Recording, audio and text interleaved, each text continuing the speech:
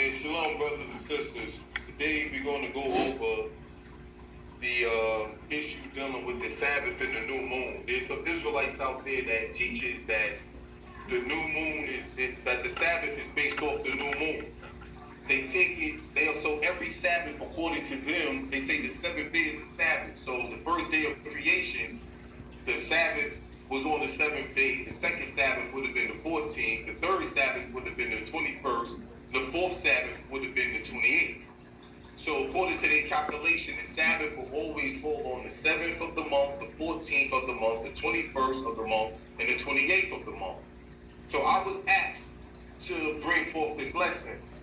The reason with that calculation is that that's a false teaching. To any Israelite that's out there teaching that, that is false. The reason why I'm going to break it down why it's false, only through the scriptures, not my personal opinion or what I think. This is a topic that I think is that should have been addressed. I was asked and called upon to bring it out. First and foremost, when you look at the Torah, it says that the seventh day is the Shabbat. When the Most High gives rules on when He wants you to keep a feast day, He tells you when. He said the seventh day is the Shabbat. He didn't say the 7th of the month is the Shabbat. The 14th of your month, the 21st to the 28th is the Shabbat. That was not written. When you look at the Torah, it says the Feast of Passover. It says that's the 14th day of the first month. The Feast of Unleavened Bread starts the 15th day of the first month. So forth and so on. The Most High gives you instructions on when He wants you to keep a feast day. So when it comes to the Shabbat, He just said it's the 7th day. Then that should show you clearly it's the 7th day. Now, once again, like I said, I'm only going to go through the scriptures.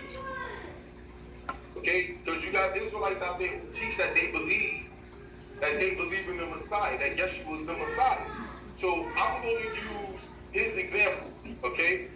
First, I'm going straight into the scriptures. I'm going into Matthew chapter 9, Matthew, or the world call it Matthew. Chapter 9, verse 10. This is what it says. And it came to pass, as Yeshua sat at meat in the house, behold, many publicans and sinners came and sat down with him and his disciples. And when the Pharisees saw it, they said unto his disciples, why eateth your masters with publicans and sinners? That's Matthew chapter 9, verse 10 through 11. The reason why I bring that out, because the problem the Pharisees had with Yeshua, they said, why was he eating with publicans and why is he eating with these sinners? So when they had an issue with what Yeshua was doing that they felt was wrong, they did call him out on it. They spoke about it. Go down to verse 14. This is Matthew chapter 9, verse 14. It says, then came to him the disciples of Jochanan, or John, saying, why do we and the Pharisees fast often, but thy disciples fast not? So right there, even the disciples of Jochanan or John, they even questioned Yeshua about why fasting wasn't going on. So anything Yeshua did, he was called out on it or questioning about it. Okay? I'm going to prove it. We're going to go to Matthew chapter 12. This is verse 1. It says, at that time Yeshua went on the Sabbath day through the corn, and his disciples were hungry, and began to pluck the ears of the corn and to eat. But when the Pharisees saw it, they said unto him, behold, thy disciples do that which is not lawful to do upon the Sabbath day. So right there, when he did something on the Sabbath that they knew was unlawful, once again, they called him out on it. But this is an interesting situation here. How is it that Yeshua, obviously, and his disciples is keeping the Sabbath on the same day that the Pharisees is keeping the Sabbath? Why I bring that up? Because the Pharisees, read the book of Josephus, they kept the Sabbath on the 7th day of the week. They did not believe in the new moon Sabbath. So how is it that Yeshua and his disciples is keeping the Sabbath the same day that the Pharisees is doing? The reason, that's my question. How is it Yeshua and his disciples is keeping the Sabbath the same day the Pharisees keep it. And if you read the book of Josephus, please read the Antiquity of the Jews, you will see the Pharisees believed in keeping the 7-day Sabbath on a Saturday, Friday night sundown to Saturday night sundown. But the point that I'm making here is that when he did something that they felt was wrong, they caught Yeshua out. So why they never said to him, well, whoa, wait, why you and your disciples are keeping the Sabbath on a day different from us? They never said that. They questioned of why they was in the cornfield plucking corn. They never questioned Yeshua and his disciples about the day they was keeping. That would have been the perfect time for them. Yeshua could have easily said right there, one, by the standards of the Torah, Yeshua's disciples was not breaking the law, if you know the law. However, that was Yeshua's perfect time to say, well, excuse me, today is not the Sabbath, and the day you're keeping is wrong. I'm going to prove that now.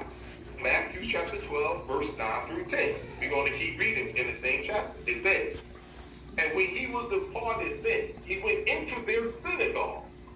And behold, there was a man which had his hand withered, and they asked him, saying, is it lawful to heal on a Sabbath day, that they might accuse him? So you see that? When he healed somebody, they asked him, is it lawful to heal on a Sabbath day? Obviously, Yeshua was keeping the Sabbath with his disciples the same time the Pharisees was. The issue with Yeshua, according to the Pharisees, was not the day he was keeping, it's how he was keeping the Sabbath, not the day. Yeshua never condemned the Pharisees for keeping the Sabbath. He condemned them the way they keep it, not the day they keeping it. He condemned the way and not the day. The way they kept it, because the Pharisees added 39 different rules and principles to the Shabbat that was not written in the Torah. So Yeshua had a problem with we call it a Talmudic law, okay? The traditions of the elders. He never had an issue with the day they kept it. He only had an issue with the way they kept the Shabbat, because they kept the Sabbath on the same day. I'm going to continue showing you. We go to Matthew chapter 15 now. Matthew 15, verse 1 through 3. This is what it reads. Then came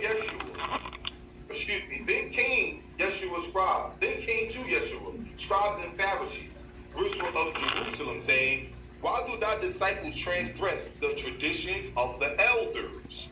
For they wash not their hands when they eat bread. But he answered and said unto them, why do you also transgress the commandments of the Most High by your tradition? He attacked their tradition. He never attacked the fact that they kept the Sabbath. He attacked the way they kept the Sabbath. He attacked the traditional laws. Ma'aseh Torah. That's what he attacked. He went at their tradition. And I'm a born and raised Israelite. I can tell you, there's a lot of things growing up as an Israelite that was being kept, that was part of more traditional Torah, rather than what was written in the law of the Most High. So I'm very much familiar with the fact of what Yeshua was going at. Because there are a lot of people out there who follow tradition that's not based on the Torah. If I see an Israelite right now who keeps the Shabbat a certain way, it's no different from me seeing a Jewish man who keeps the Sabbath a certain way. Well, his day is correct, but the way he's keeping it, his belief in that day is just wrong. It's like me bumping into a 7-day Adventist. I don't agree with them, but I agree that the day they worshiping and keeping the Sabbath is correct. I don't agree with all of the ideology. It's the same thing Yeshua had with them. The issue was never the day. The issue was how they was performing it. Now we're going to go to Matthew chapter 16, verse 6. So as we can see, the Pharisees did call out Yeshua. They did call him out. They did ask him questions. This is Matthew chapter 16, verse 6. It says this. It says, then Yeshua said to them, take heed and beware of the leaven of the Pharisees and of the Sadducees. He told his disciples, he told his people to beware of the leaven of the people. Now, we're going to go to verse 11 and verse 12. Same chapter, Matthew 16, verse 11 and 12. It says this. How is it that you do not understand and not speak it not to you concerning bread, that you should beware of the leaven of the Pharisees and of the Sadducees? Then understood they how that he bade them not beware of the leaven of bread, but of the doctrine of the Pharisees and of the Sadducees.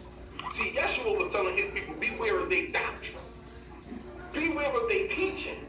Because remember, at this point, they was teaching people things that was more traditional versus the law itself. The Pharisees never changed the Sabbath. They did. They changed rules on how you keep the Sabbath, but they never changed the day. The last one, go to Matthew chapter 19. I just wanted to prove that Yeshua and them, they did have disputes. None of it was about the day. It was only about the traditional law. Matthew chapter 19, verse 3 says this. The Pharisees also came unto him, tempting him, and saying unto him, is it lawful for a man to put away his wife for every cause? So as you see right there, they did have conversations concerning the Torah. They was even asking him about the wars. They questioned him. If Yeshua had any teachings or any doctrine or any custom he was following, they questioned it if it was against theirs. So if you really want to understand how Yeshua felt about the Pharisees, read Matthew 23. That's all you need to know about how Yeshua felt about them. With the rabbi calling. The way, mind you, Yeshua won't preach. But Yeshua condemned the Pharisees and how they wanted preaching. Fringes is not wrong. Wearing your tzitzit or your fringes wasn't wrong. Yeshua said the way they was wearing it was wrong. Wearing phylacteries is not wrong. Yeshua said the way they was wearing it is wrong. Praying is not wrong. Yeshua said the way they pray is wrong. Blowing the shofar or the ram horn is not wrong. Yeshua said the way they was doing it was wrong. Keeping the Shabbat, the day they kept it was not wrong. But the way they was doing it, that was wrong. Now I'm going to go into our example. Here we go. Now here goes Luke chapter 4. Luke chapter 4, verse 16. This is what it says.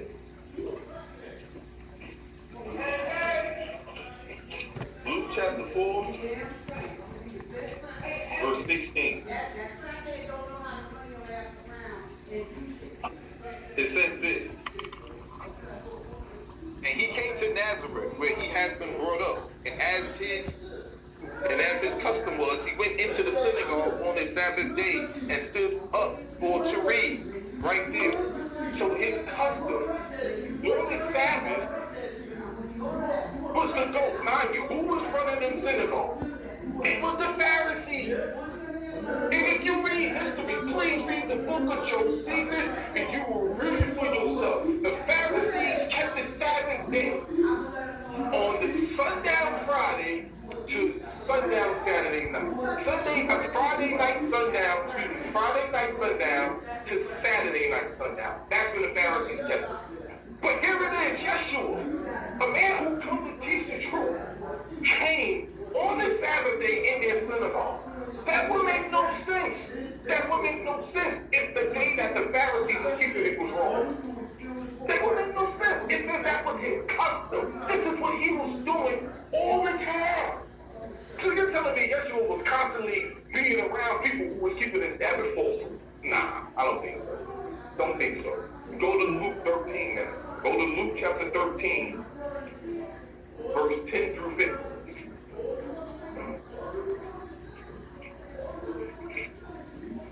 Luke chapter 13, this is Luke chapter 13, verse 10 through 15. And he was teaching in one of the synagogues on the Sabbath. Wow.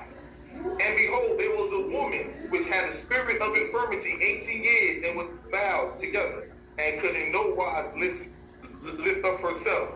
And when Yeshua saw her, he called her to him and said unto her, Woman, thou art loose from thy infirmities. And he laid his hands on her, and immediately she was made straight and glorified the Most High. And the ruler of the synagogue answered with indignation because that Yeshua had healed on the Sabbath day and said unto the people, there are 6 days in which men ought to work, in them therefore come and be healed, and not on the Sabbath day. Verse 15 said, then the Messiah then answered him and said, you hypocrite, do not each one of you on the Sabbath loose his ox or his ass from the stall and lead him away to water me? So this is what Yeshua was saying. He healed somebody on the Sabbath. They never said, wait a minute, you're keeping the wrong day. They never say that wasn't the issue. The issue was that he healed on the Sabbath. The day Yeshua kept the Sabbath wasn't wrong. The dispute was never the day. As you clearly see right here, Yeshua and the Pharisees keep the Sabbath on the same day. The Pharisees from then even until now in modern day Judaism still keep the Sabbath from a Friday night sundown to Saturday night sundown. The issue was the fact that he was healing. Now we're going to go to Mark chapter 1, verse 22. This is going to end off. Mark 1:22. This is Mark chapter 1, verse 22. And they were astonished at his doctrine, for he taught them as one that had authority and not as a scribe. So this is right here. So we all know that Yeshua was teaching. The reason why I like that scripture because they coincide with one more scripture that I love. John chapter 18, verse 20. This is what Yeshua said. This is just what he said. John 18, verse 20. It says, Yeshua answered him, I spake openly to the world. I had ever taught in the synagogue and in the temple, whether the Jews always resort, and in secret have I said nothing. So Yeshua didn't keep nothing in secret. He didn't withhold. If they did something wrong, he called them out. So he even beat them out of the temple. So don't you think he would have told them, listen, your days is wrong? When they went to condemn him for things they thought he was doing wrong, he just backfired on the things they was doing wrong. And never once did he say, your days is wrong. It says he taught in the synagogue and in the temple. Please, anybody that knows any history, look up the temple in the day the Sabbath was kept during the time Yeshua was there. And I guarantee you, you will see that the temple was ran Sabbath-wise from Friday night sundown to Saturday night sundown. But Yeshua was in the temple teaching. He was in the temple teaching. Now, before I close this out, I like to point out his mother. His mother's name was Miriam, or the world called Mary. I'm going to go to John chapter 19, and this is where my point gets crystal clear now. This is John chapter 19, verse 30. I've asked every Israelite this who believes in Yeshua as the Messiah. I said, when did Yeshua die? They all say Passover. Well, when is Passover? Passover is the 14th day of the first month. I say, so if Passover is on the 14th, right? Did Yeshua die on the Sabbath? I had an Israelite brother who believed in that thing. Well, yes, he did. Okay, so now here's the question. Here we go. This is John chapter 19, verse 30 to 31. It says, and when Yeshua therefore had received the vinegar, he said, it is finished. And he bowed his head and gave up the spirit. The Jews therefore, because it was the preparation day, that the body should not remain upon the tree on the Sabbath day. For that Sabbath was in high Sabbath, a high day. So my point is, that Sabbath was a high day. It wasn't a regular Sabbath. If it was a Sabbath, why would the scripture have to say that Sabbath was a high Sabbath? Mind you, if the Passover was going to fall on the 14th day of the month, then naturally it would be a Sabbath. But it says that Sabbath was a high Sabbath, meaning it was one of the feast days. It was Passover. So clearly, as I asked, when did Yeshua die? They said, well, around 3 o'clock. Okay, so 3 o'clock on that particular day. Remember, Yeshua had to resurrect in 3 days. So when did he die? Oh, on the 14th day of the first month. Okay, did not the book say he was going to be risen in 3 days? Yeah. Okay, so in 3 days, when was 3 days? Because look at Matthew 28. Look at Matthew chapter 28, verse 1. Matthew 28, verse 1 clearly says this. This shoots the whole argument down. Matthew 28, verse 1 says, "In the end of the Sabbath, as it began to dawn toward the first day of the week, came Miriam Magdala, or Mary Magdalene, and the other Mary to see the sepulchre." Why? Yeshua was already gone. So right here, that Sabbath went into the first day of the week. How now? That's a contradiction to y'all. If he died on the 14th, 3 days later is the Sabbath, how is the Sabbath going to fall on the 17th of the month? If Yeshua died on the 14th and risen 3 days later, how in the hell his mother was keeping the Sabbath 3 days later? How? On the 17th of the month? And you read the Talmud, they even tell you, well, on the 17th of the month, Yeshua's disciples took him from the sepulchre. Clearly, Yeshua mother knew the Torah. She knew when the Sabbath was. I'll prove to you, Yeshua mother knew when the Sabbath was. Go to Luke chapter 2, verse 20 through 24. This is Luke chapter 2, verse 20 to 24. It says this. "And the shepherds returned, glorifying and praising the Most High for all the things that he had heard and seen, and it was told unto them. And when the 8th day was accomplished for the circumcision of the child," so right there, Yeshua mother had him circumcised on the 8th day, like the Torah says. "And his name was called Yeshua, which was so named of the angel before he was conceived in the womb. And when the days of her purification according to the law of Moses was accomplished, they brought him to Jerusalem to be presented to the Most High." So she knew the preparation day. If you have a male child, it's 40 days you're unclean. Then it says right here, verse 23, "As it is written in the law of the Most High, every male that openeth the womb shall be called sacred to the Most High. And to offer a sacrifice according to that which is said in the law of the Most High, a pair of turtle doves or 2 young pigeons."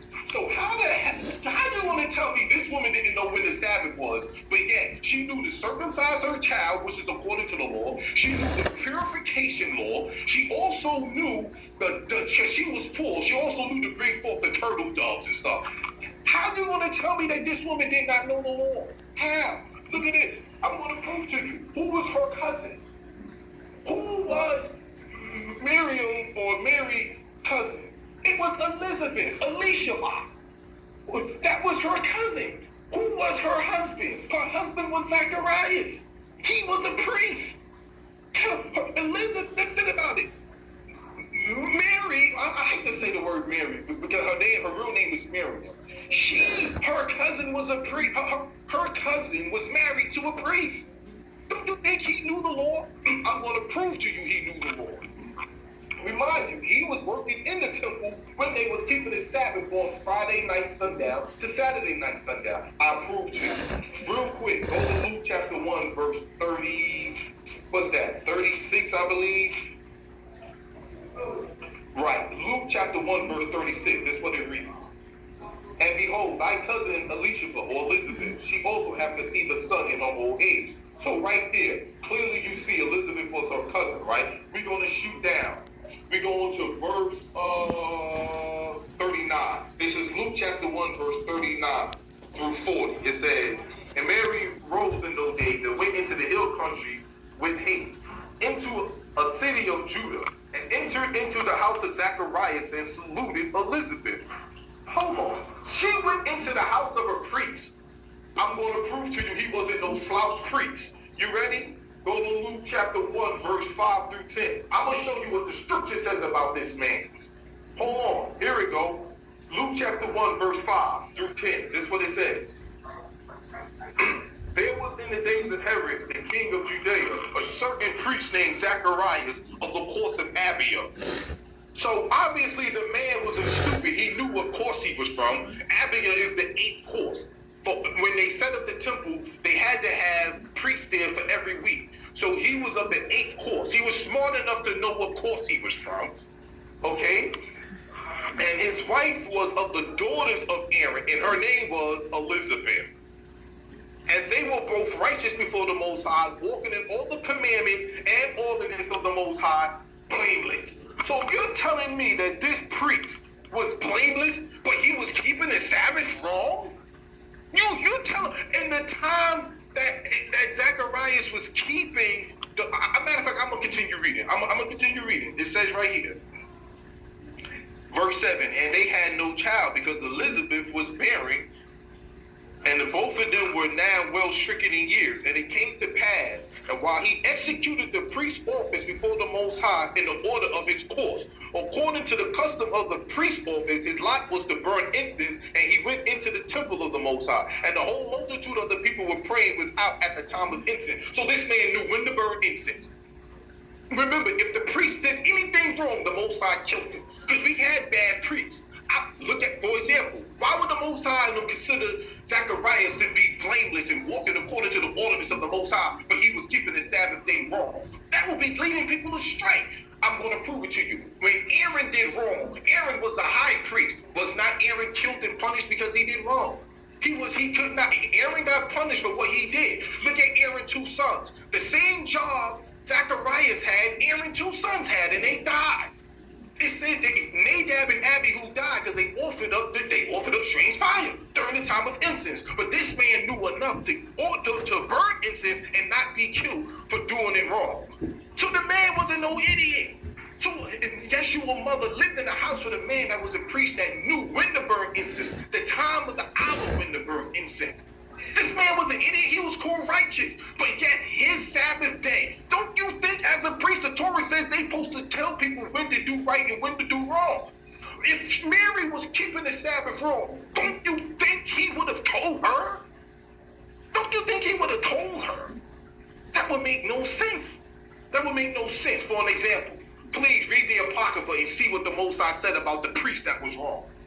I could guarantee you, please read the book of Josephus. Read any history on the time of the temple during Yeshua's era, in Zacharias' era, and you will see that the Kohanim, the priests, kept the Sabbath from Friday night sundown to Saturday night. This is what they did. If it was wrong, clearly, oh my goodness, clearly they would not have been called righteous. How am I going to call somebody a righteous priest and you keeping the Sabbath wrong? How? Go to Luke 2:41 to 42. This is the last scripture. I have a part 2. This is Luke chapter 2, verse 42. It says, and when he was 12 years old, they went up to Jerusalem after the custom of the feast. Right there. So, which shows me, know what that shows me? Yeshua's mother, she brought her son every year to Jerusalem. So she knew the calendar. She kept the law. Yeshua told his mother, yo, I'm about my father's business. So if his mother was keeping the Sabbath day wrong, don't you think Yeshua would have corrected her? Come on, don't you think he would have corrected her? But if Yeshua was risen before the Shabbat was over with, explain to me how Yeshua risen 3 days later if the 14th day is the Sabbath. Remember, according to y'all doctrine, it's the 7th day, the 14th day, the 21st day, and the 28th day. But Passover is on the 14th day of the first month. That's when Yeshua died. How was he risen 3 days later and it was the Sabbath? Explain that to me. Part 2 coming up. Shalom.